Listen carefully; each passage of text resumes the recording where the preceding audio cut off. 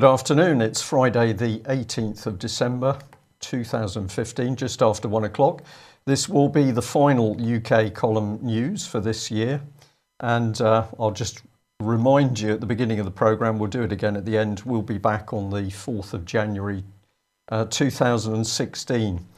Well, we've got a special news today because we're having both David Scott from Northern Exposure and Alex Thompson from Eastern Approaches on with us, and they have put together the bulk of today's news. We're going to have a spread of subjects as usual, and hopefully we're going to be covering things which of course the mainstream news are not covering, or they're not covering it properly. Before we get into all of that, brief comment on the weather. Apparently Scotland still no weather. It's pretty sort of without weather, according to David in Perth. Holland is suffering from a little bit of overcastness. We're shocked to learn that there's sunshine with a bit of cloud in London. Norfolk is dry, and Plymouth is still grey, very, very damp, and a bit on the gloomy side. So we'll leave the weather there. It's all it's all climate change and global warming, allegedly.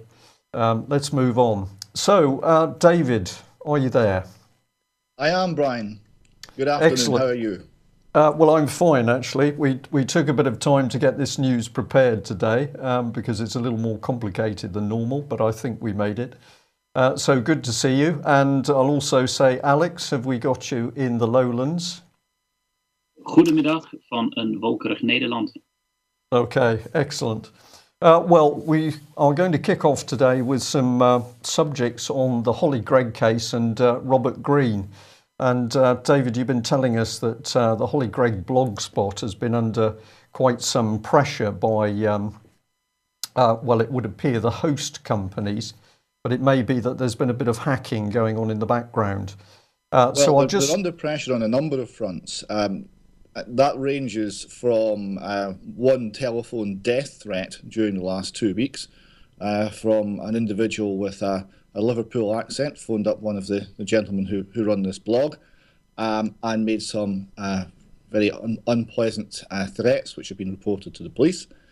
And we've also had the whole blog with 800,000 views and a very lively daily readership suddenly disappeared.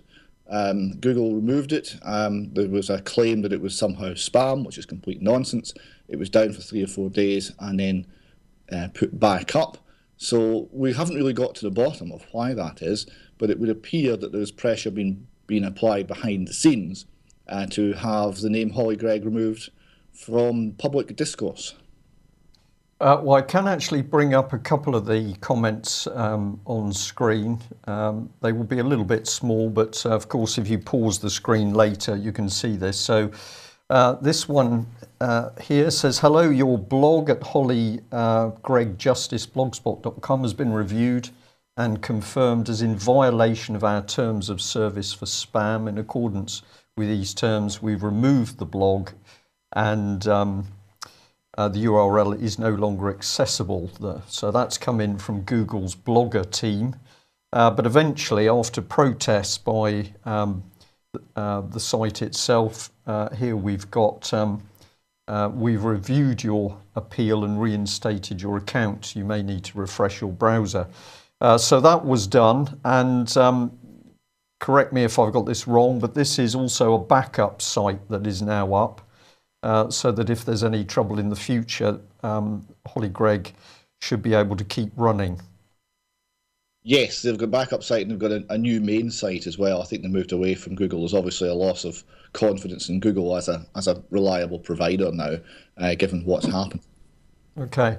Well, the saga is very interesting, David, because of course it shows us that the establishment, after all this time, is desperately worried about information which is still coming to the surface about the abuse of Holly Gregg.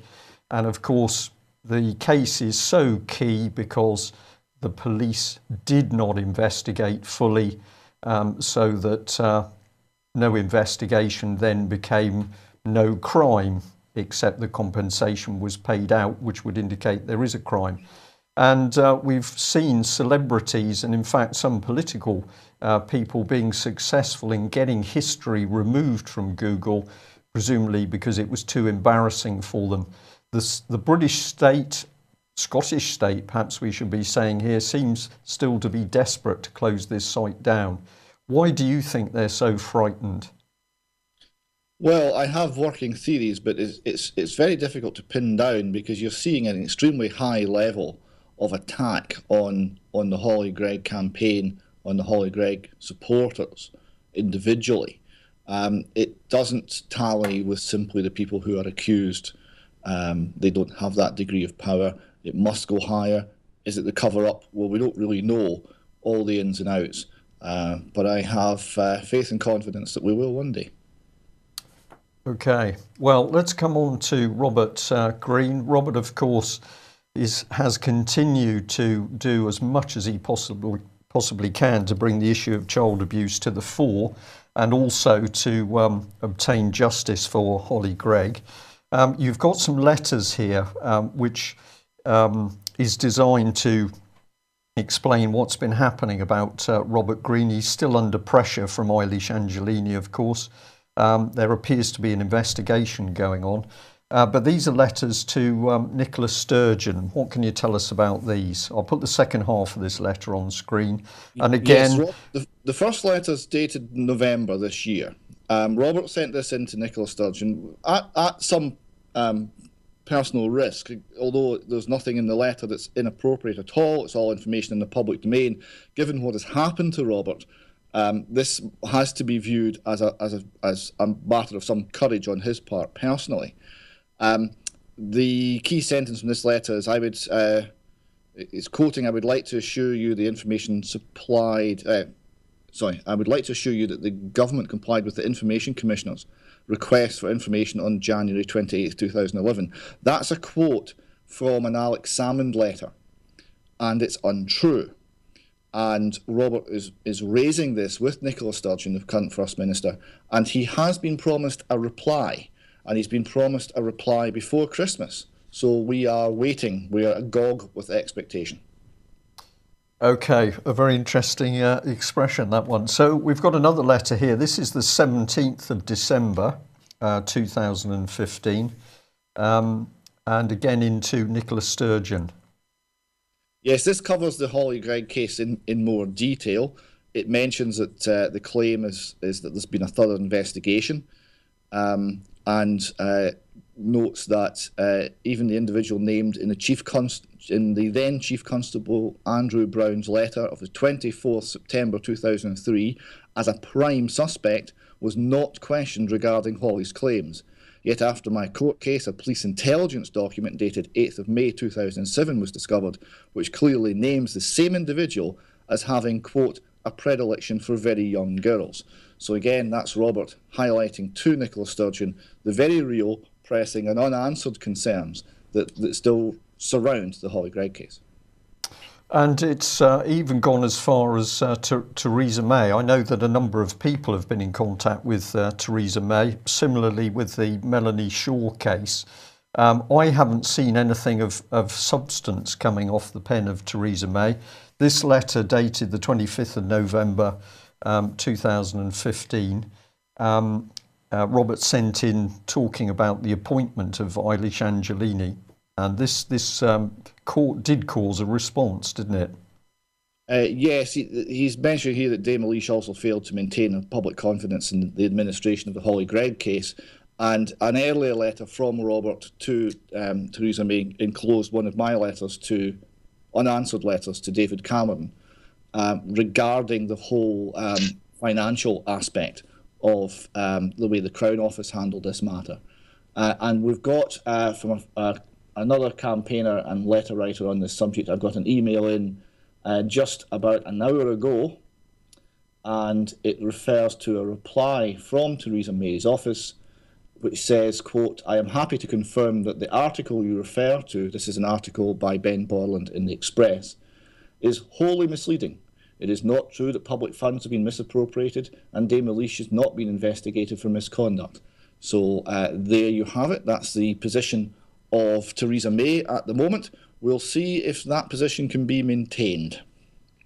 Okay, well, it becomes ever murkier as you see this correspondence. You've sent me quite a bit of it. We've obviously had a good look in it. We're trying to say which pieces of correspondence can we use to show the wider public the sheer deceit of these people as they pass the buck or obfuscate the problem or lie or simply don't respond. But let's go along the chain a bit. This one's concerning Alex Salmond. And what's the date on this one? This is going back to the 9th of August 2007. So this shows, it's the date that's clear, it's the important point here. This shows that Alex Salmond knew in 2007 about the Holly Gregg case. In fact, he knew even earlier than that. The FOI request that went into his office asked when the First Minister became aware of the Holly Gregg case. And that was the FOI request that was not answered in the appropriate timescale and was not answered until the very deadline, which we'll come to in one of the other letters. Okay, and so I can bring up on screen a second letter here. This is dated October 2007. Yes, so this is again further correspondence. So this shows how well informed Alex Salmond was of the matter before even Robert Green was involved. And then Robert obviously handed over in public, and it's on tape on YouTube, a full dossier of the Holly Gregg case to Alex Salmond as he went into the SNP party conference in Perth. So you can Google that and actually see him receive the dossier. Right, and if I've got this point right, the key point here is that at on several occasions, Alex Salmond had never seen any documentation. Alex Salmond, what we have is documentation that shows Alex Salmond was informed. People have written to him. People have asked for his help in getting some justice for Holly, and this has happened on numerous occasions over many years. So that's the takeaway point from that.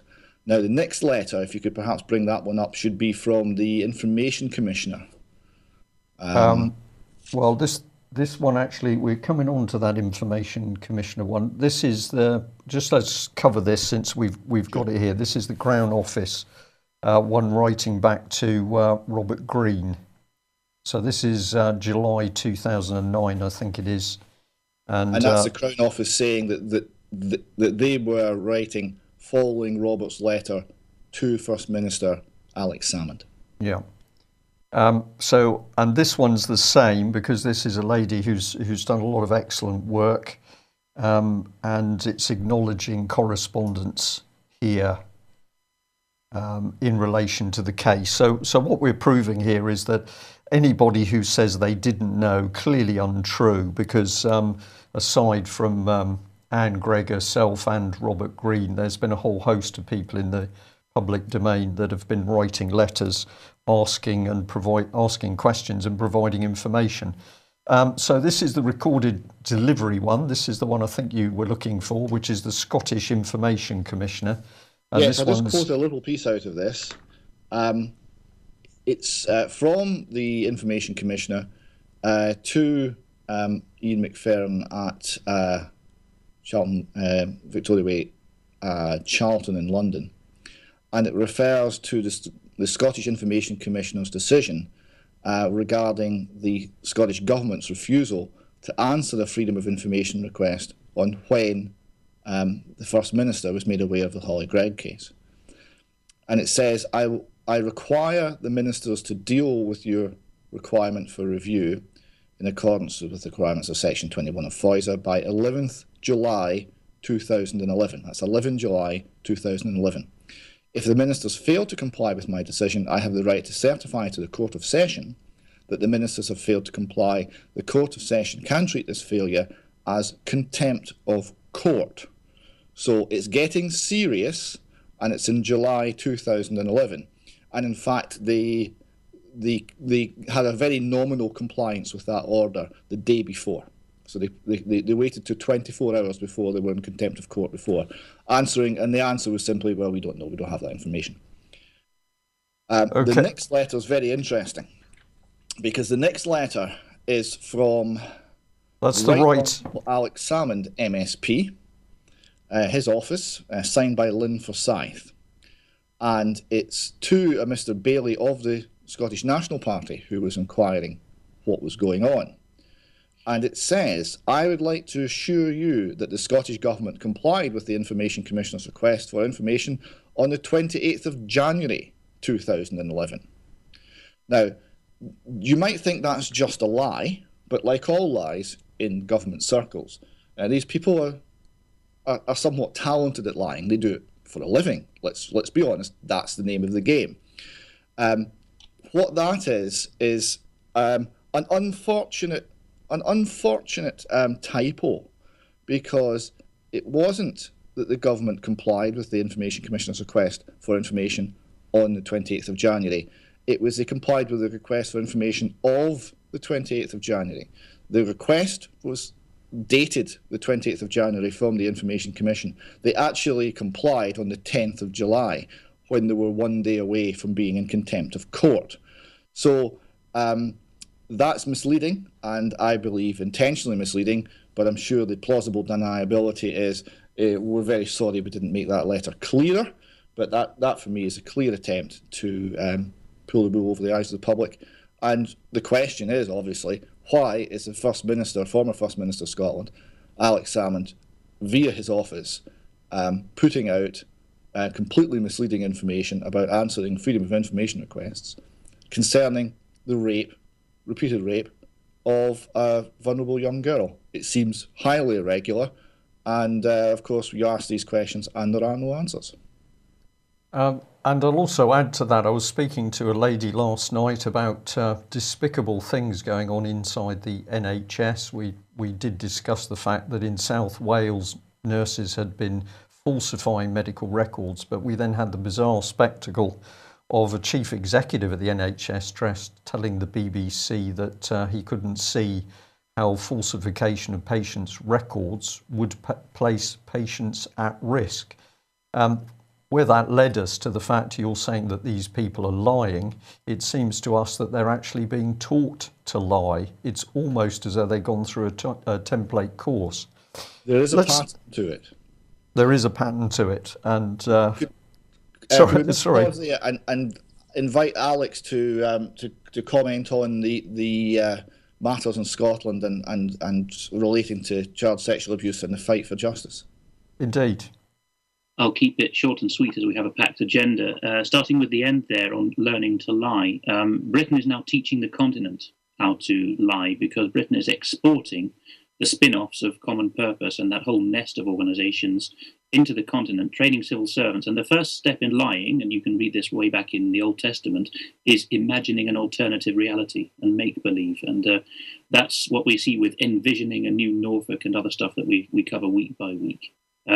Secondly, I'd say that the image of Scotland on the continent, I'm afraid, is still far too squeaky clean to match reality. I mean, if you walk around, as I do, with a tweed jacket and red hair on the continent, they think, oh, well, he must be a really tip-top man.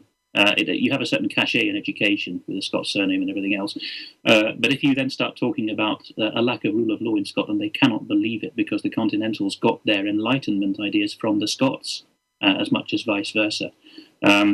In Benelux, they're dimly aware now of child sexual abuse being one of the pivots of public policy, but there is no real awareness that the epicenter of this is more to do with Scotland, Scottish Rite Freemasonry, and spilling over from there to the United States. That's an area that we have in our generation really to bring to the continent's awareness that Scotland is not really at all what it claims to be. In wider political terms, I would just say that the Belgians are still reporting EU matters in Britain under the impression that the vast majority of Scots are desperate to stay in the EU. Yes, and that's of course not true. In fact, if you look at the polls, Scottish public opinion concerning the EU and English public opinion concerning the EU, as in so many matters, are actually very similar. I did notice that headline, if I may, Alex, and I was quite stunned. It was a large headline simply saying, well, of course, no problem, because most of the Scots absolutely want to stay in the EU. Please carry on. Got in the way there. Well, on the links between Scotland and the EU, the next piece we have here is something that is very much in the area of expertise of Alex, which is links between Scottish nationalism and Flemish nationalism. I'll just get the slides up for that. I think this sequence, this one here. Europe's nationalists seek solidarity with Scotland's independence campaign. There's a selection of headlines. If I just bring them on screen for you, David, and yes, fire away. You can fire away. You can see all of this coming in. So we've got the Guardian. Flemish MPs meet Scottish First Minister in Edinburgh. That's been a very recent one. Yes. So we're all smiling and happy there. And then we've got we have an older pre-independence referendum article from Andrew Gilligan there talking about the unpleasant and aggressive side of Scottish nationalism, which most certainly does exist. And we've got Flemish nationalists tread cautiously on Scottish independence vote. So there's a lot of information there where there's comparisons being drawn and links being made between the Scottish National Party administration in Holyrood and the ongoing and entirely justified, historically, Flemish campaign for independence from what is a state which has got much less inherent coherence than Great Britain, much less inherent ties of culture and of blood than Britain does. So perhaps Alex, you could give us your thoughts on Flemish nationalism. Flemish nationalism is a strange beast. It's a justified and justifiable cause, but particularly if you are the SNP, then you are being rather hypocritical and treading on very thin ice if you ally yourself with Flemish nationalism. Because, as David has alluded to, the Flemings have every right to be aggrieved that they were pushed, I'm afraid, by Britain at the height of our power in 1830 into an unworkable state, which has become the prototype for the EU. That said, the Flemish nationalist movement is multifaceted, and if you're an outsider to it, you're very likely to tread into, frankly, neo-Nazi areas. And I know that I'm going to get criticism again for saying Nazi, but it really is. Jacques Brel, that French singer I referred to a few weeks ago, who's very popular in Paris, was actually a Fleming in Belgium, although he spoke French as his mother language. And he said in a 1977 song about this Flemish nationalist movement that it had gone wrong, which it certainly has. And he said, you are Nazis during the wars, i.e. collaborators. You are Catholics between them, and you vacillate unceasingly between the grenade and the service book.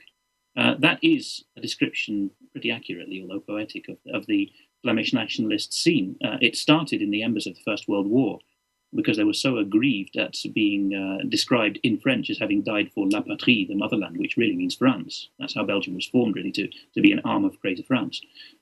So out of that commemoration scene of commemorating the Flemings who died, you actually got, in the Second World War itself, a Nazi pillar within the Flemish nationalist movement, which has never gone away. And so whenever, as we now see recently with Nicola Sturgeon inviting the Flemish First Minister, an equivalent position to hers, second rank federal, sub-federal Prime Minister, and Salmon did it as well with the Prime Minister of Lower Saxony, who has a Scots father who was in the British Army of the Rhine. Fair enough, that looks like region-to-region cooperation that the EU would smile and shine on. But at the same time, you always see rather questionable student movements turning up. Now, for the last 3 years in September, both Glasgow and Edinburgh have had big parades by the nationalists.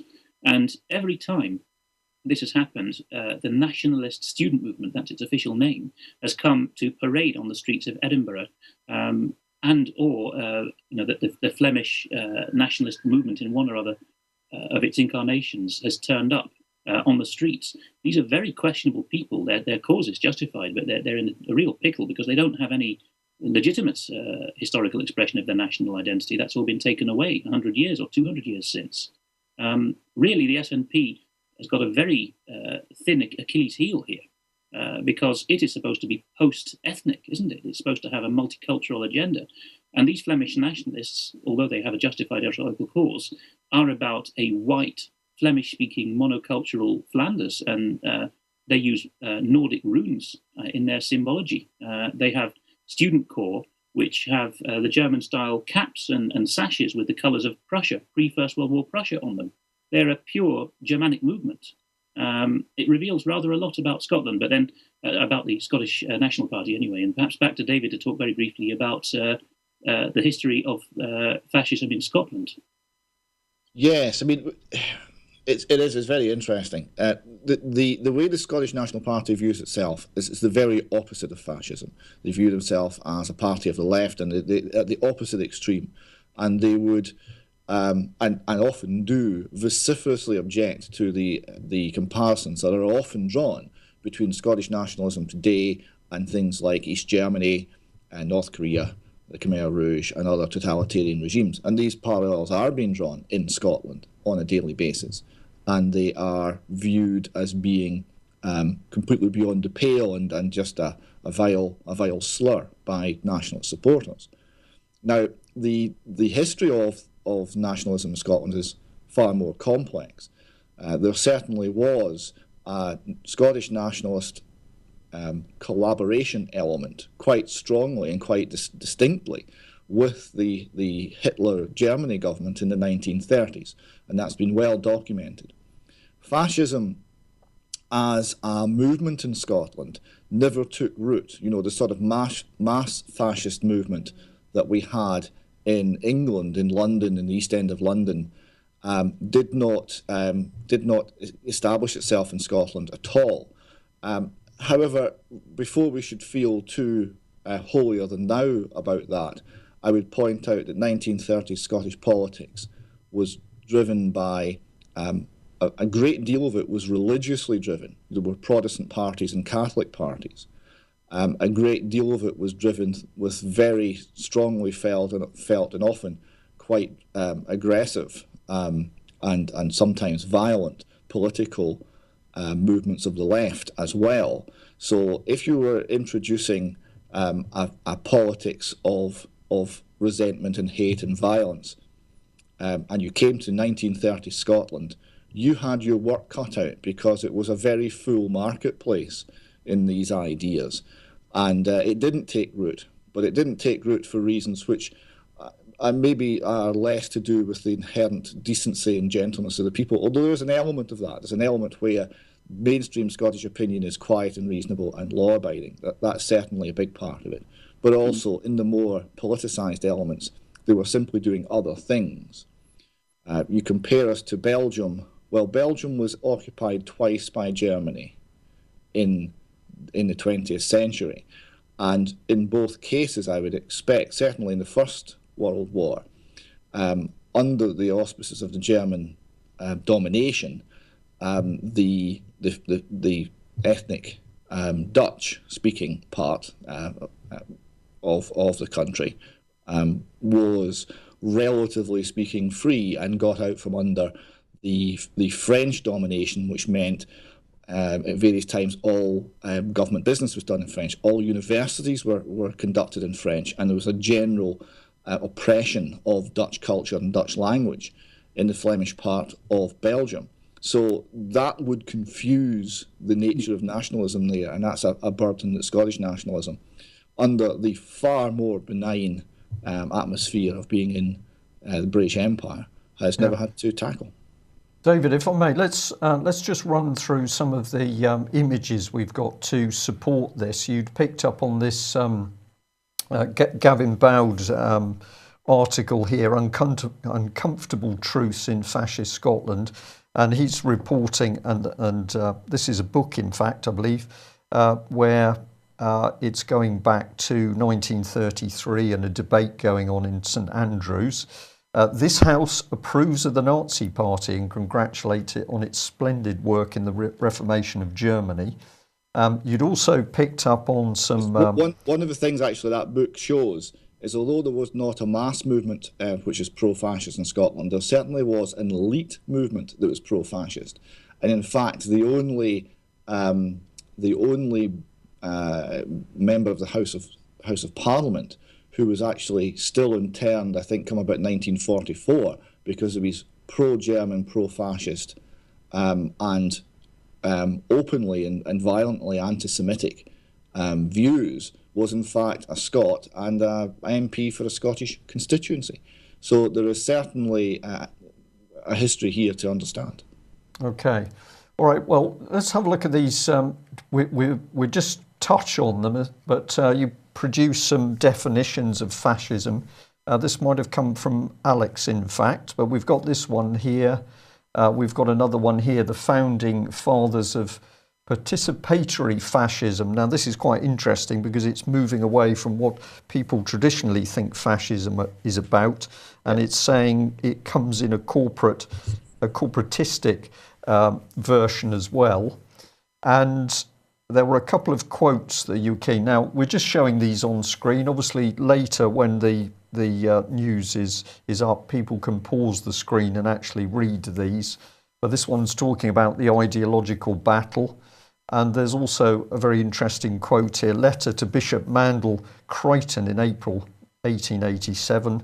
I cannot accept your canon that we are to judge Pope and King unlike other men, with a favourable presumption that they did no wrong. If there's any presumption, it is the other way, against holders of powers. Increasing as the power increases, power tends to corrupt, and absolute power corrupts absolutely. That's the famous quote from Acton, and that very much sums up what fascism is. My point in looking at the definition is you have to appreciate that it's not a thing which is opposite to the left wing. It is actually quite adjacent to the extreme left wing. Mussolini was a former communist. Hitler didn't call his party the National Socialist German Workers' Party by accident. He meant every bit of that. So we are talking about an organisation or a school of thought which is collectivist, and it does have a distinct way of controlling the economy. That sort of list of things which define fascism, government doesn't have any restraint on its power. It's totalitarian. There's a guiding leadership principle. The capitalist system is organised, controlled, and directed by regulation under the state. The government is syndicalist. You have groups forming interests, special interest groups to influence the state. The state considers itself responsible for everything and to provide everything. And then you have militarism and imperialism. Now, in Scotland, we don't have militarism and we don't have imperialism, but we do see the rest coming in quite strongly. And Robert Higgs's description of participatory fascism is a description of the current American system, and we'll come to that. The current and, in fact, long-established American system, because if you look at people like Teddy Roosevelt, these were absolutely proto-fascist in how they conducted their foreign policy and the domestic policy. Okay, David, thank you for that. I've just jumped back here, and perhaps Alex could just give us a brief comment on this. But while these small parties are there, they're on the rise in Europe. Behind the scenes, we've got people doing research into what the aims and objectives of these people are. So I've got a Reykjavik conference from 2011. This is part of it. We've got another one here from a lady called Corrie Brown, University of Edinburgh. Draft, do not cite. But this is talking about small parties. There's some comment which you found, I think, as people in Scotland see at first hand how they can deliver better policies on health and education services, they will want to manage the whole economy and decide our own future in all areas of national life. So the quote from SNP, but it's illustrating what is being produced in this report, that small parties have got pretty big objectives. And this is back on the subject of Brussels, Belgium, effectively. Sorry about that. And the NVA party emphasises its outsider status and proposes Flemish solutions instead of Belgian blockages. So the key bit is there, of course, it's Flemish. They are saying the Belgians are blocking it, but the goal is a free state as a full EU member. Alex, who are these mysterious people who are researching? It's almost like people are lab rats, and particularly these small parties are. But just a short comment, if you will. On the one side, these researchers are in the service of corporate, international, globalist interests who are covered day by day and week by week on the UK column. On the other side, there is the shameless opportunism of the SNP in hitching itself to the wagon of any continental nationalist movement that's further developed in itself. The most prominent ones are the Catalan, the Basque country, the Lombard in northern Italy, and the Croat models, and they're in various states of achieving statehood. They're all backed by Germany and by an inchoate sense that there is a Germanic nationhood, with the exception of the Basques, who are not Indo-European at all. It is German-driven, and not by the German people, but by the globalist interests within Germany that wish to dominate Europe economically. And all of them have a very strong Roman Catholic jingoistic aspect to them, which is rather surprising, because until 3 years ago, when the SNP became a mass movement, the whole point, as David's outlined in Scotland, was that we had very fervent Protestants and just a few Roman Catholics who were Irish and who were associated with slogans like "Home rule is Rome rule." So it's utter opportunism. And if you're a Scot on a continent, you can always blag your way through the romantic idea of Scotland, kilts, bagpipes and whiskey. As David suggested, we've got away with not having the militaristic side of it because we hived off that part of the identity and put it in the British Empire basket. So Scottish nationalism to the continental mindset is unsullied and holy and just about a Celtic twilight. It's a very, very cynical goings on. But as you've seen with the Flemish Prime Minister there, or the Flemish First Minister, there is an economic EU-driven side to it as well. It's all a huge hodgepodge, I'm afraid, and it requires intellectual honesty, particularly on the part of Scots, to tell the Continentals what our movement is, or what our country is, I beg your pardon, and why we cannot identify with these continental Roman Catholic and German-driven agendas. Okay, Alex, thank you for that. Well, if we want to look at corporate fascism, probably we should hop over the pond to the Atlantic, to America. And who are we then looking at? Well, Donald Trump seems to be everywhere at the moment. You've picked out some headlines here, but he's covering the American media. He's also big in Scotland because Alex Salmond brands Trump loser after judges reject his wind farm appeal. Yahoo picking up on it as well, and the Scotsman, loser Trump fires back at irrelevant Salmond. A big punch up going on here. And I'll add this in as well because we've got Opinion asking whether Donald Trump is a fascist, and that runs through. So we've got Liberty Me reporting on this, clearly just saying, is this man a fascist? What is his program? What is going on with this man that he's doing what he's doing, but he's also having an impact in Scotland, it appears? He's having an impact everywhere, it would seem. Yes, even Putin was saying nice things about the Donald. We have 24 million people watching the debate. He's now the front runner in the Republican Party race for the White House by a long, long way. He was clearly having the best of his interactions with people like Jeb Bush, and he's tapping into something in America. And what he's tapping into, and it's entirely fake and it's opportunistic and it is fascist. It is finding grievances and exploiting them for power. That's what it's about. There's nothing genuine in it, but people are falling for it. But you have to understand why they're falling for it, because he's willing to actually say the things to the politicians that so many people would want to say. What he said to Alex Salmond, does anyone care what this man thinks? He's a has-been and totally irrelevant. The fact that he doesn't even know what's going on in his own constituency says it all. We have a permanent clubhouse and the business is flourishing.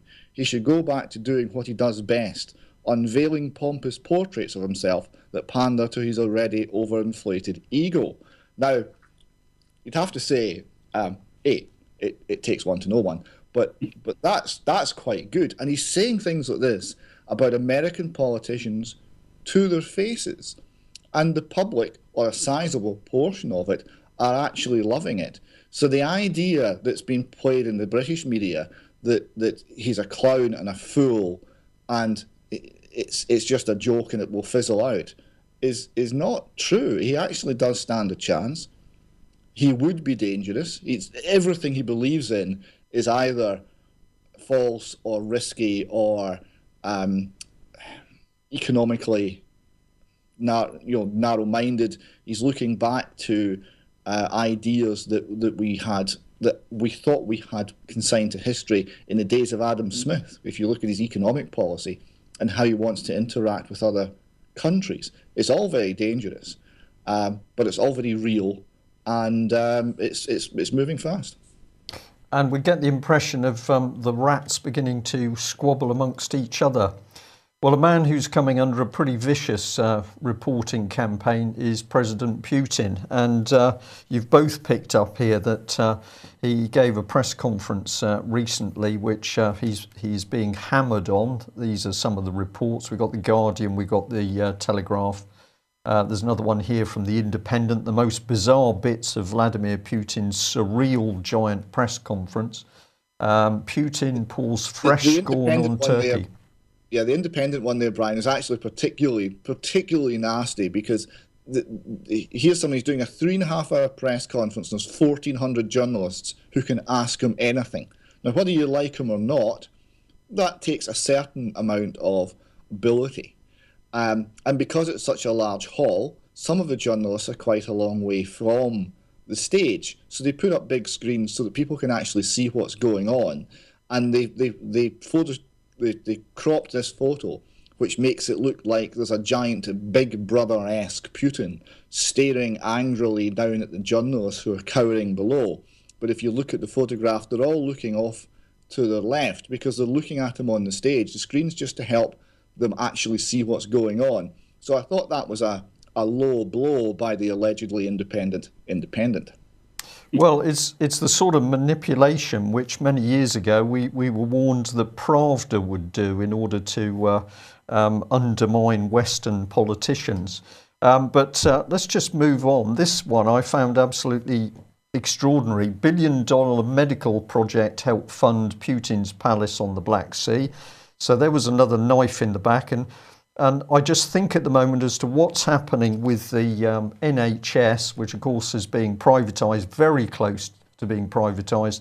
And we've seen British politicians making money, wealth creation off these deals. But this is the other one that's been reported in murky Pentagon deal with Russia, big profit for a tiny Florida firm. And this is to do with rocket engines.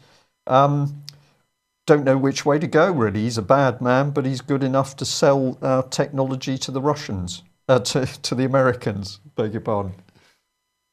Yes, it's very interesting. The comrade capitalism tag, I think we're going to see more of that. The journalist who seemed to originate it was the same journalist who revealed the CIA rendition flights. So he has a certain degree of credibility.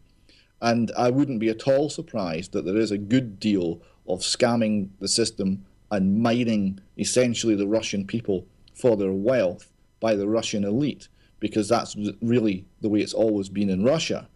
What I'm less happy about is that the same things are happening all around the West, and we're in no position to point a finger of blame. Alex, can you give us your insight into that, please?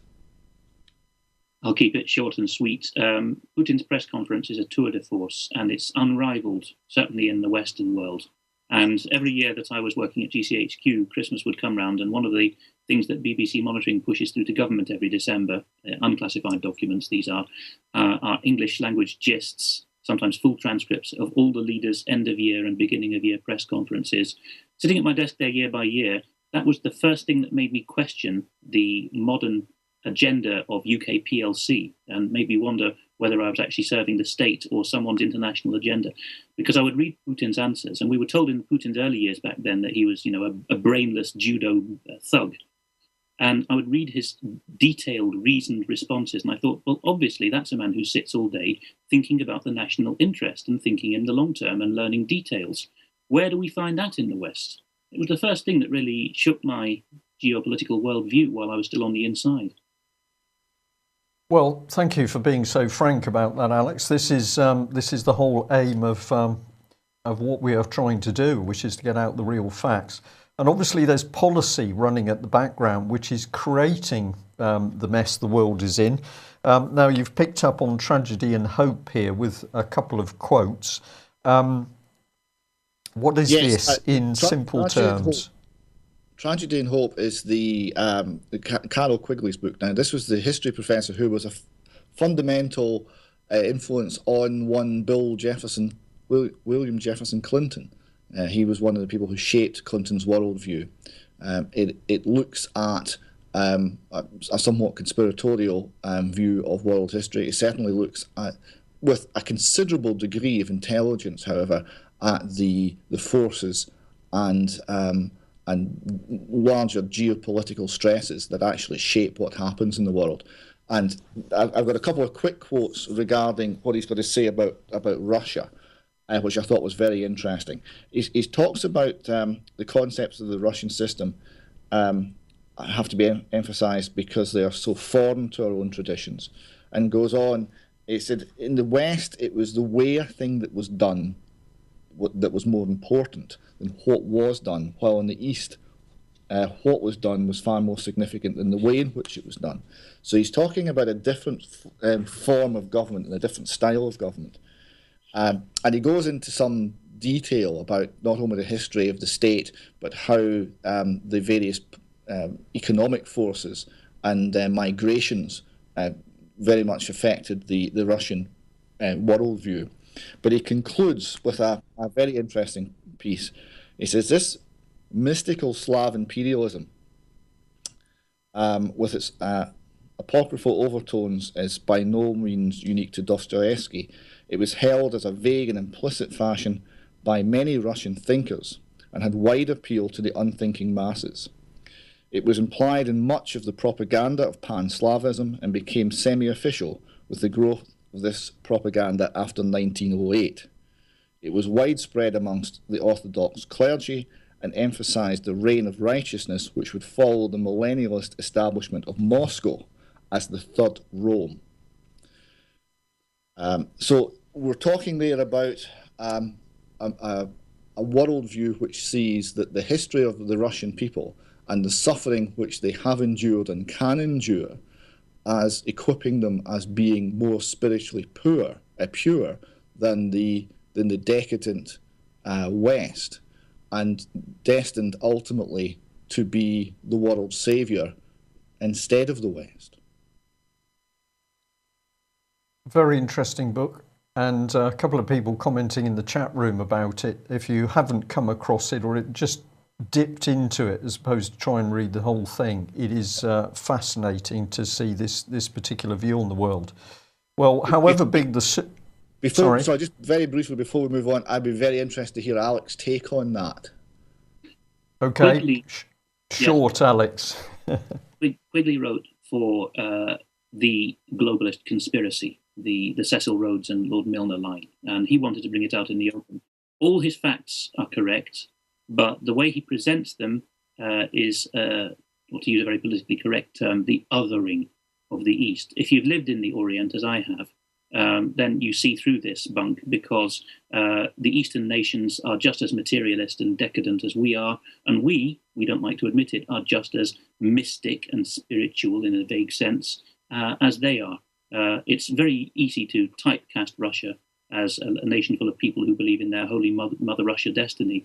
But France, Britain and America have got just as much national mythology and as much cod Christianity tied in. So yes, Quigley is good at taking the facts, but always bear in mind when you read this crucial book, which is now available very cheap as an ebook, that he is writing to explain how our unseen masters wish us to perceive the world. Right. Alex, thank you for that. What I was going to say was, of course, however big and powerful the superpowers are, it's always Israel that seems to be in the centre of what's happening. And we've got these fascinating reports here that suddenly there's going to be an understanding between Israel and Turkey. So the BBC reporting this, the Times of Israel and Turkey on verge of dramatic revival of ties. Seems that a Russian aircraft, seems to me that a Russian fighter gets shot down. There's shockwaves really moving through the system. Is this connected with that, or do we think there's something different? I think I'm going to pass it back to Alex, if I may, on this one. Israel and Turkey have got an alliance that goes back decades, but essentially it's a strategy of containment of Arab secular nationalism. Israel and Turkey have got the strong idea of destiny. In Israel's case, Jewish, Zionist, modernistic, communist, all of those go into the first generation of Israel. On Turkey's side, yes, Ataturk secularized Turkey, but they still had the idea that they were the nation of the caliphate. And between them are Syria and Iraq, which are quite hot-headed Arab nationalist countries. So the idea, particularly the Air Force alliance between Turkey and Israel, which was crucial for decades, was containing the Baathists of Syria and Iraq. Now the West has smashed the Baathists of Iraq and Syria to smithereens. There's no more raison d'etre. But the Israel and Turkey worldview is compatible in the sense that the Arabs are there to be managed. They're there to do the grunt work, the dirty work for more intelligent nations, really. Back to David, I think. Yes, the article from the Times of Israel describes a meeting in Zurich in Switzerland on Wednesday. So amongst those attending the talks, an official of the Prime Minister's office said, where the National Security Council Chief Yossi Cohen, who is the incoming head of Mossad, and the former foreign minister of Netanyahu's government. And yes, it all seems to be hunky-dory with the relationship between Israel and Turkey now. Now, that relationship took a very severe downward turn when Israeli paratroopers shimmied down lines onto a ship in international waters, a Turkish ship, fully armed and assaulted, and I think did someone die? As I recall, there was actually a fatality. They shot somebody when the people on board the ship did what they had every right to do, which was to defend the ship and defend themselves. So that was a ship heading towards Gaza to break the Gaza blockade, but it was in international waters, and the action was, of course, not justified in law. So that put a span on the works, but they seem to be patching that together very rapidly, and I'm sure it's to do with Syria, with Russia, and with large geopolitical movements. And also, don't forget that Israel and Turkey, both Israel and Turkey both like to cooperate in behind-the-scenes practices for commando raids of the kind that nabbed Abdullah Öcalan from East Africa. Israel and Turkey do seem to have this attitude that they are above the law, certainly in terms of their special operations. Okay, Alex, I'm just going to say to our viewers and listeners here that we were aware that we had some very interesting material for today's programme. It is the end of the year. It's the last one for 2015. So we're going to carry on running through. So we will go over the hour. Obviously, if people can't stay watching at lunchtime, we hope that you'll log on later tonight to be able to see the full news. But so much is happening in the world, so much dangerous, so many dangerous things are happening. We feel it's important to keep on these subjects. There was some brief comment from one or other of you on Mossad here, and who would like to take this one on? I think maybe Alex, you were familiar with the Mossad original motto. What's the significance of this seen against what's happening in the Middle East at the moment? If you keep the slide on screen, the significance is that Mossad originally had a more honest motto. I always like to say that when people start a conspiracy or a new movement, they're more honest in the first generation than they are later. And the quote from Proverbs, Mishlei in Hebrew, which they first took, was, "For by wise counsel thou shalt make thy war, and in multitude of counselors there is safety." They only quoted the first half of the verse. In fact, that was the verse I told my vetting officer when I joined GCHQ, when he said, "But as a Christian, can you be involved in spycraft?" And I said, yes, because it's biblical and sound to get as much information about your state's business as possible. But the point is, there was an initial openness that, yes, we're going to pursue wisdom and safety through as many routes as possible. And then it was David who spotted the later change to the other verse in Proverbs, which is where there is no guidance, a nation fails, but in abundance of counsellors there is safety. So it's David who's more to speak on the significance of the change. I think there's a subterfuge involved. Yes, and the other item you got there is the Lavon affair, which is something which I had just studied the Middle East for quite a long time before I actually came across this. It dates from the early 1950s. Quoting from Wiki, just a quick summary.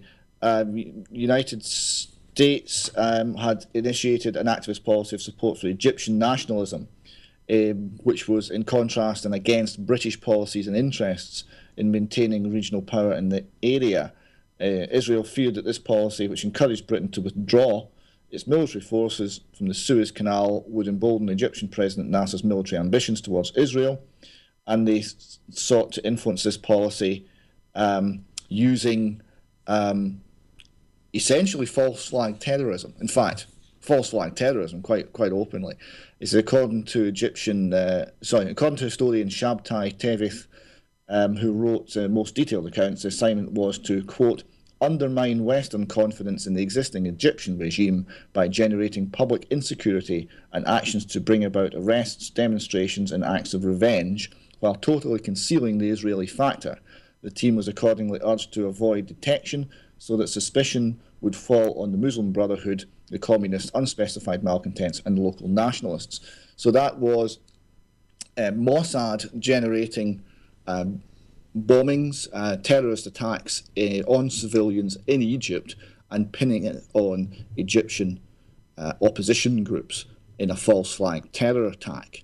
And that's in the 1950s, and it's all documented, and it's now part of history. So it's well worth, when you look at Mossad and what they do, remember what they did when they were young and when they were starting, and we're assuming they've simply got better at concealing their actions since then. A bigger and better capability, and probably a lot darker. Alex, you mentioned just now the beliefs in the Middle East, and there was a couple of articles here just giving an illustration of the sorts of things reported. So we've got a very strong report about architectural plans for the Third Temple, and we've put against that, juxtaposed, I think is the word, Islamic world's dream come true. Very, very complicated as always, the Middle East. What would you say the belief structures are in the simplest of terms? Well, in the very simplest of terms, the belief structure of biblical versus later traditional versions of each religion are very different. Biblical Judaism looks for a Messiah.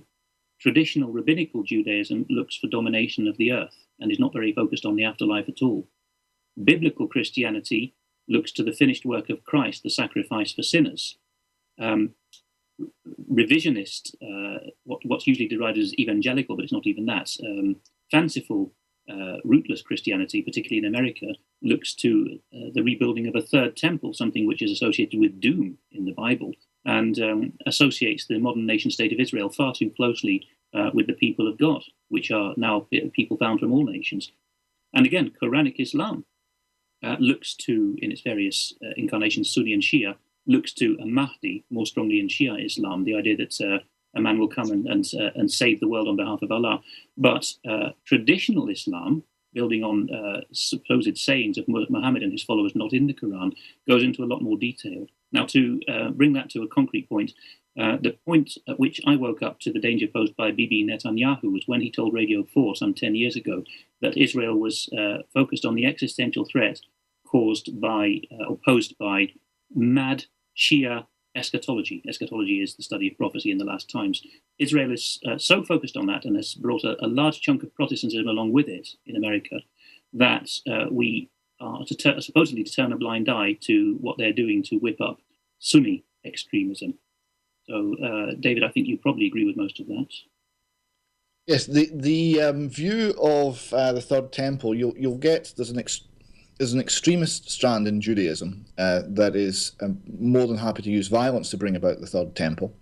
There's a group called the Temple Mount Faithful that every year peacefully go up to the Dome of the Rock, or towards the Dome of the Rock. The police stop them with the cornerstone of the next Jewish temple to actually start building.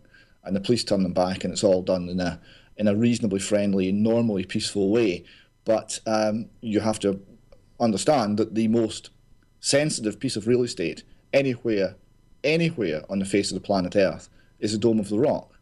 Right? It's the third holiest site in Islam. It's the site of the Jewish temple, and it's the building site if there's a third Jewish temple, and there's a lot of agitation to bring that about. You can buy a model a couple hundred yards from the Dome of the Rock. You can buy a model of the third Jewish temple in a little shop, and there's a sign in the window that says "Buy now" before the temple gets built and prices go up. So there is that kind of expectation in certain strands of Judaism.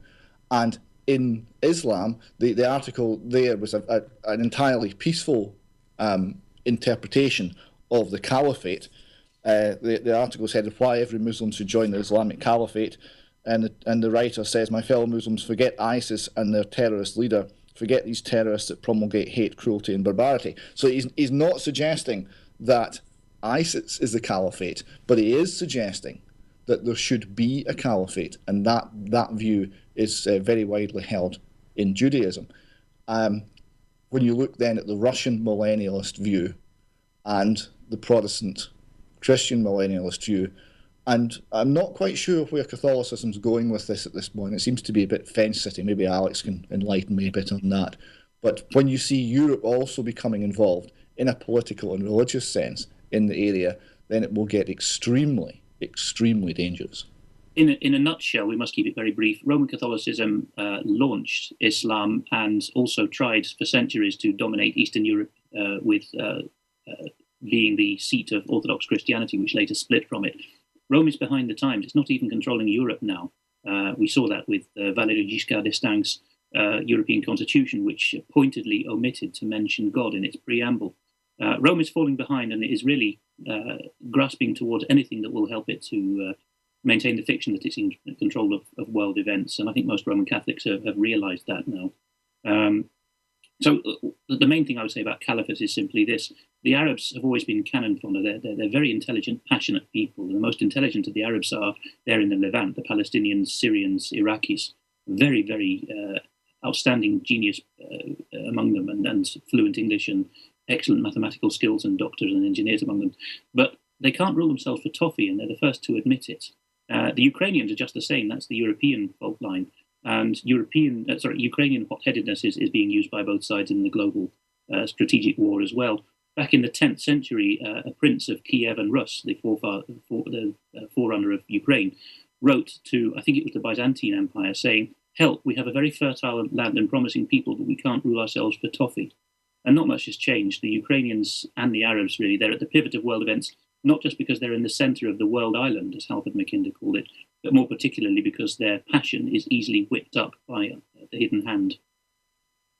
Alex, thank you for that. Well, it's fascinating, isn't it, that as we move up to Christmas, we're having an in-depth discussion here about the Middle East and also religions.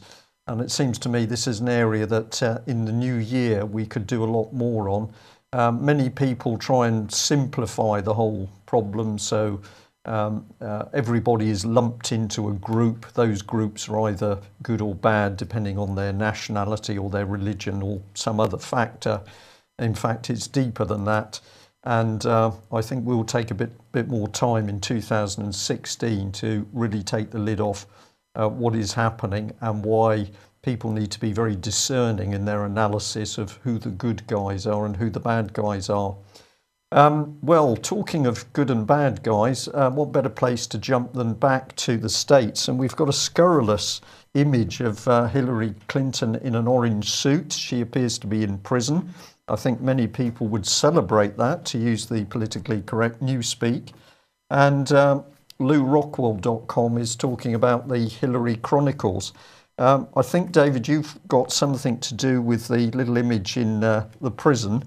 But even the Mail is talking about Benghazi probe, and Hillary Clinton is going to face months of the FBI investigation into her emails. Are you a fan? Well, it was pointed out that she's got a lot of orange jumpsuits, and these might come in handy. Um, the quote from the Lou Rockwell article there said, last week the State Department released emails that gave the FBI more areas to investigate. These emails may show a pattern of official behaviour by Clinton designed to benefit the financial interests of her family foundation, her husband, her son-in-law. So they are actively investigating, and it seems to be something that's going to run and run.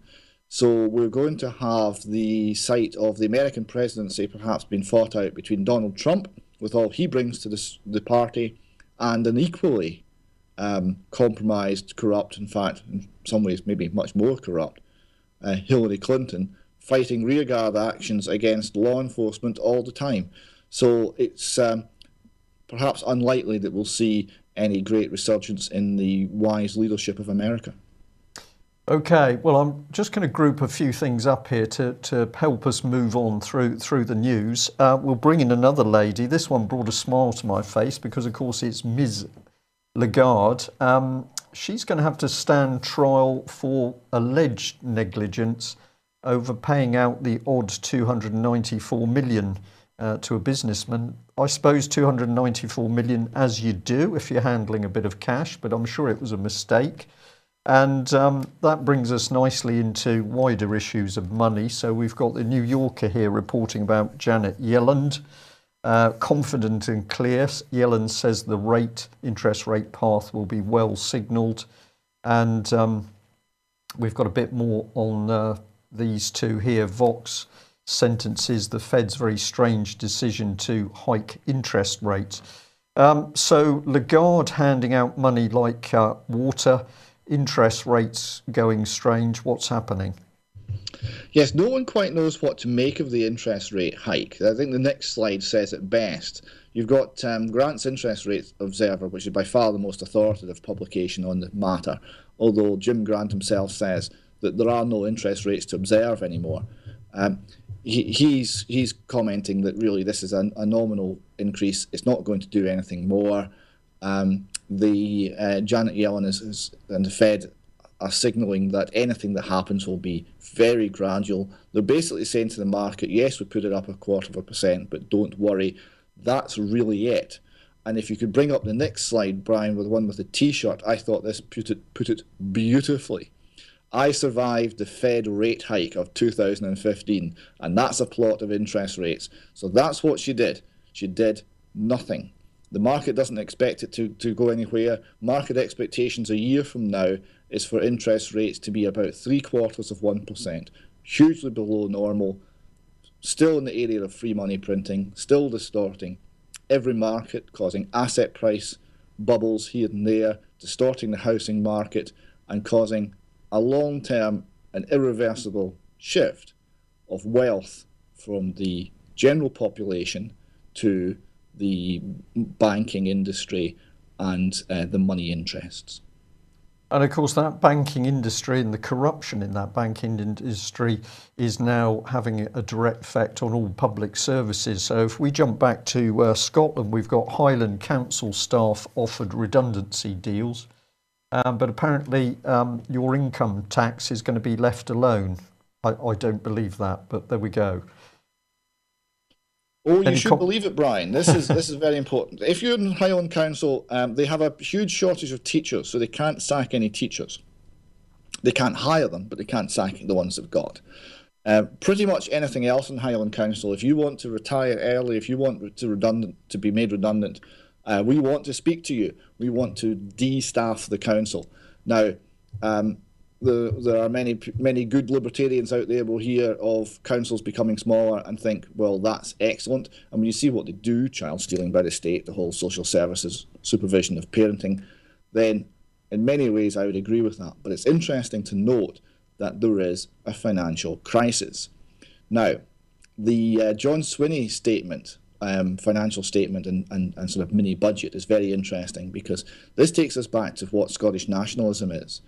It's certainly claimed to be separate from the European nationalism, although we see that those links do exist.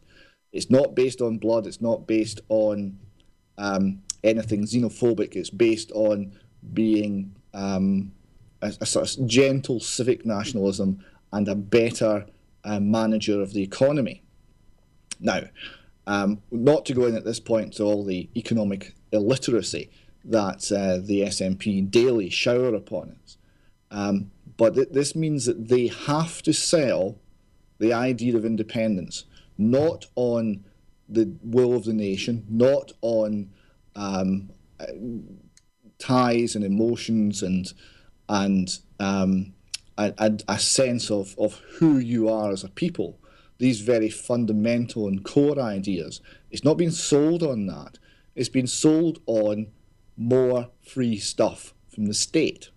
So if you are selling independence, and remember, independence would mean rule and power for the SNP, if that's what you're selling, and you're selling on the basis that we will give you more free stuff, we will give you lower taxes and more services and more free healthcare, more free education, and it'll all be fine, you cannot admit that that's flawed. It is flawed. It's always been flawed. At $120 a barrel, Brian, it didn't make any sense. It doesn't make any sense at $40 a barrel. It makes no sense at all, and they can't admit it. So they can't put up tax rates, because if they put up tax rates, they lose the Scottish people. Okay, so somebody getting rattled, if I may. SNP independence is dead. Start again or shut up. This is pretty heavy stuff. Who is saying what in this article? This is an SNP supporter who has a thoughtful approach and is identifying real problems, and he wants independence, but he's recognising that the spurious economic arguments that have been assembled to make the case in the independence referendum of last year no longer make any sense, if indeed they ever did. So even the friends of nationalism, people who want to see Scotland independent, the intelligent ones are saying, well, actually, what we've been selling, what we've been telling the Scottish people for the past 10, 15, 20 years actually isn't based on anything. Alex. Yeah. At that point, I have to pause. Alex, go on. I'm just going to say that he's not the only one, Alex Bell, from within the Yes camp or the SNP camp, who's disillusioned. Of the big three SNP or nationalist-leaning websites, perhaps the most thoughtful, least thoughtless of them is Bella Caledonia. And the man behind that has written, Stuart someone I think he's called, isn't he, David? He's written a very similar article. All you new Yes bandwagon types, don't you dare snipe at me online just because I've fallen out of love with the current SNP leadership. And he has somewhat of an economic background. Just one sentence on the SNP versus continental separatist models. Separatist is the word to use, not nationalist. That's what they are. All of those regions with the Germanic model, Croatia was the most prosperous part of Yugoslavia. The Basque country and Catalonia were the most prosperous regions of Spain. Flanders is the most prosperous region of Belgium. All of these areas got a chip on their shoulder in the late 19th century because they were industrialized and profitable. And Scotland at the same time had the same kind of advantage. It was the wealthiest and most industrialized part of the United Kingdom when the United Kingdom was top dog. So it's when you're at the zenith of your economic power that the politics of envy come in. It's when you have plenty to go around that people start becoming embittered and wanting more for themselves, not when they're actually poorer off. And the crucial difference is, of course, Scotland has voluntarily shed all of that and then retrospectively blamed it on Thatcher, when in fact statism since the Second World War is what did the damage. So Scotland cannot go the route of these other continental enclaves because they are still industrially advanced units with strong cohesiveness. Scotland is not. There's nothing left to sell. Alex, thank you for that. Well, where does that take us? We're going to jump across now to this gentleman, a former chief medical officer, Dr. Harry Burns. And you've picked on several articles here. The Guardian one, the BBC News is he's appointed. You can find him on Wikipedia after the news if you want to follow up on this. And the Guardian saying, Harry Burns, we need compassion, not judgments about poor people. He's also been picked up by Alice Through the Looking Glass. And I think this is going to lead towards Millennium Development Goals. David, are you taking the lead on this one? Yes. Alice Through the Looking Glass quoted a very recent presentation by Harry Burns former Chief Medical Officer, and one of the reasons that the treatment of ME is so poor in Scotland, I would point out. This is what he said. We're on the verge in Scotland of having a very complex linked data set that will allow us to detect, I hope, the pattern of social pressure in homes that might lead to significant adverse events. Are you ready for that? He asked his audience. Because this is children's lives we're talking about, not just deaths of children in childhood, but the way in which they live their lives thereafter.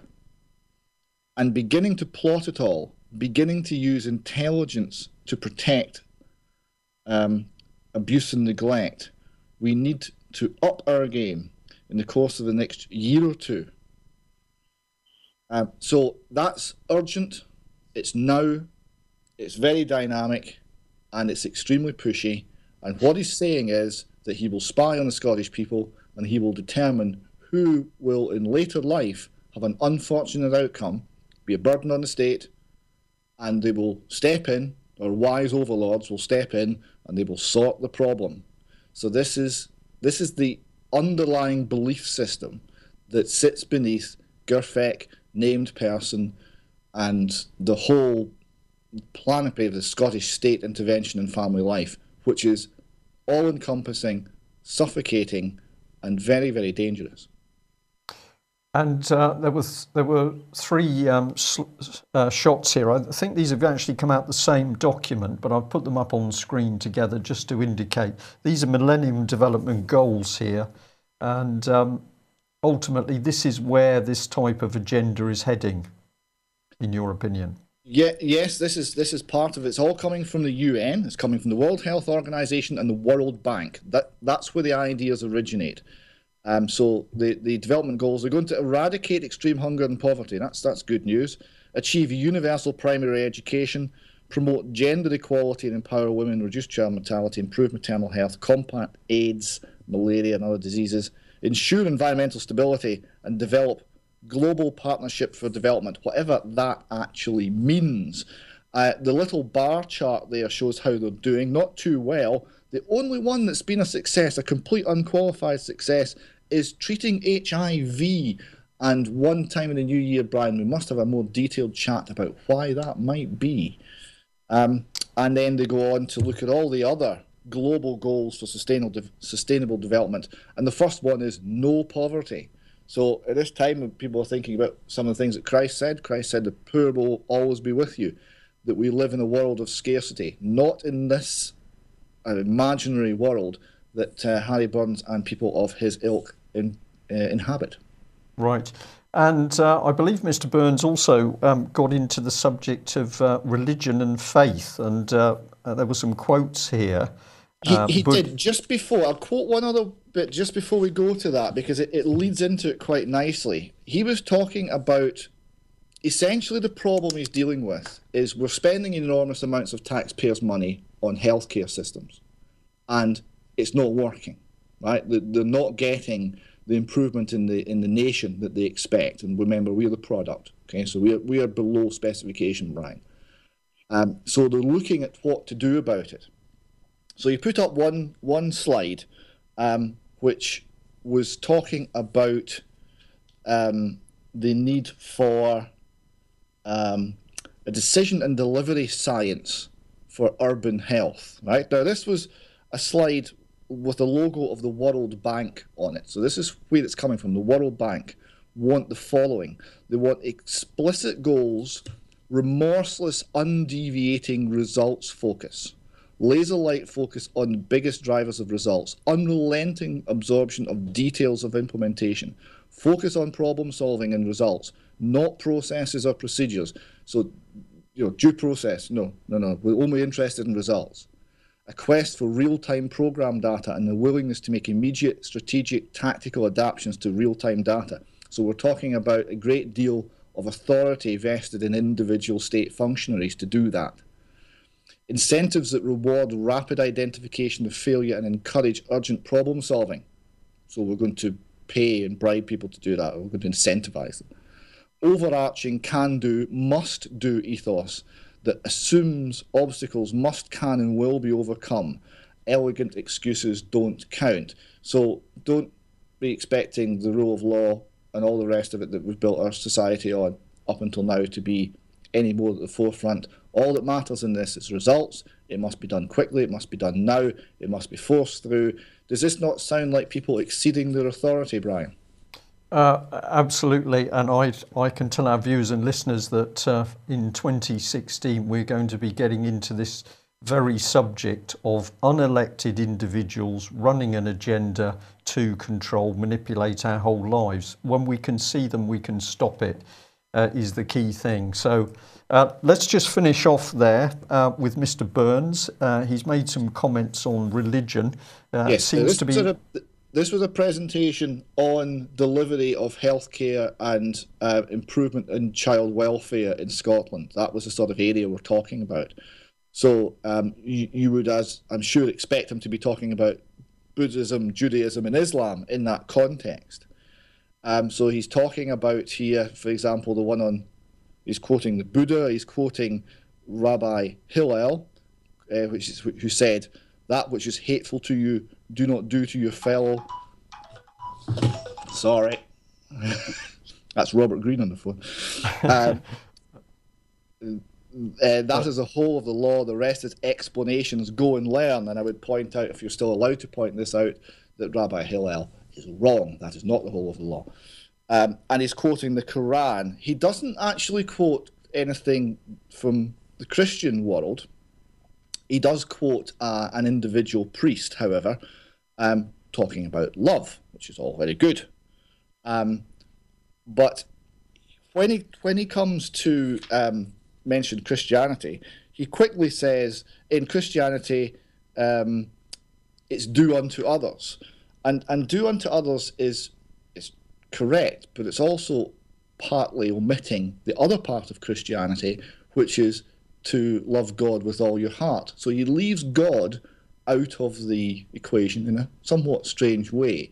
And what I'm suggesting here is he's seeing the state as his God, because the state is going to prevent all harm from happening to all people. It's going to eliminate poverty. It's going to eliminate unhappiness. It's going to eliminate sadness. It's going to make everybody comfortable and happy and wise and content. The state is God, and that is what he's ultimately seeing as his worldview. The state as God has got to be a frightening prospect, particularly when we have David Cameron running the state in this country.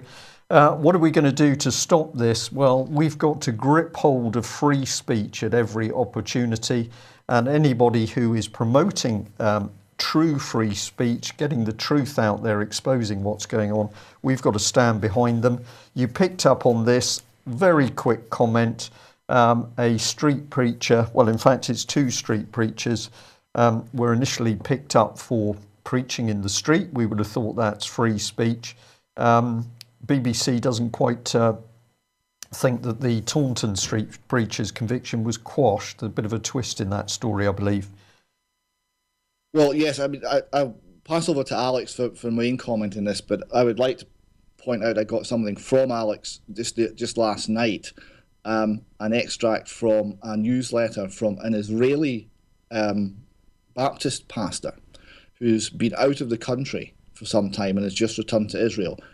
What he says is, to a meaningful extent, the Israel we left and the Israel to which we return is not the same country. Yes, the issues have not changed, but the situation in important ways has been accentuated. The Israeli public has lost confidence in the authorities' ability to lead the country. Freedom of speech is being restricted, the democratic nature of our society eroded, and religiously motivated legislation is adding to the ability of the orthodox to impose their values on society and to force on others their standards of conduct. So we're seeing in Britain religious freedom being removed. We're seeing in Israel religious freedom being removed. And this is something that we need to defend. Need to defend very, very strongly. Well, to end on a Christmas theme and indeed a religious theme, we're just going to pass back to Alex. I believe that you wanted to read us through this very interesting text, which has come from the Primitive Methodists. Just tell us a little bit about what this is, and then please feel free to read through. Certainly. The primitive Methodists were the first and closest followers of the Wesley brothers, and thanks to their sterling efforts, the remotest corners of the British Isles were reached with a gospel of hope that the established church had never bothered taking to them. And just before I read it, I'll sum up all that we've seen on the previous slides with regard to ultra vires acting beyond authority, turning humanity into a product, banning parts of the Bible from the street, with this one verse from the Gospel of Matthew, chapter 21, verse 40. When the Lord, therefore, of the vineyard cometh, what will he do unto those husbandmen, those hired hands? They, Jesus' audience, said unto him, he will miserably destroy those wicked men, and will let out his vineyard unto other husbandmen, which shall render him the fruits in their seasons. Now, with that said, here's the positive note of Christmas, and this is still sung in the pubs of South Yorkshire every Christmas tide. So here goes. And if you don't understand the context of this carol, read John's Gospel, chapter 4. So let's have the slide, please. At Jacob's well, a stranger sought his drooping frame to cheer. Samaria's daughter little thought that Jacob's God was near. This had she known, her fainting mind for richer draughts had sighed, nor had Messiah, ever kind, those richer draughts denied. This ancient well, no glass so true, Britannia's image shows. Now Jesus travels Britain through, but who the stranger knows? Yet Britain must the stranger know, or soon her loss deplore. Behold, the living waters flow. Come, drink, and thirst no more. Merry Christmas. Alex, thank you very much for that. Thank you very much for joining us. And David, a big thank you to you, because I know you worked through the night to produce a lot of material for the news we've just covered. So a very big thank you to you as well. We look forward to you coming back with us next year. I'm going to say a big thank you to all of our supporters. We have appreciated all of the kindness, encouragement and generosity from you. It's only with your support and encouragement we can keep going. So thank you very much to that. And we're going to say an especially big thank you to Carol Bragg, who has done so much work in the background over so many years. And Carol has stood with us through thick and thin. And it's only been with her support here in the UK Column office that we've been able to keep going over all these months. So Carol, a very big thank you to you. And we'll say to all our viewers and listeners, have a really good Christmas and a very happy new year. Do take some time off. If you're a deep researcher, get your head out of that computer and get out walking, fresh air, even if it's raining, because these are the good things in life. And for those of you worried, what can we do to stop what's happening? Our answer remains the same as always. It is the truth and exposure which forms the blade of the double-edged sword, and that is the sword which can bring down the monster, which is clearly beginning to try and control every aspect of our lives.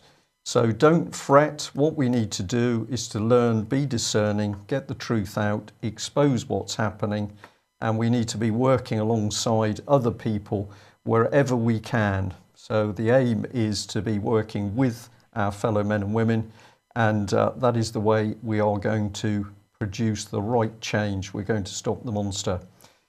So that is it from UK Column in 2015. We will be back on the 4th of January 2016 at 1 o'clock. We hope you will join us then. Thank you. Bye-bye.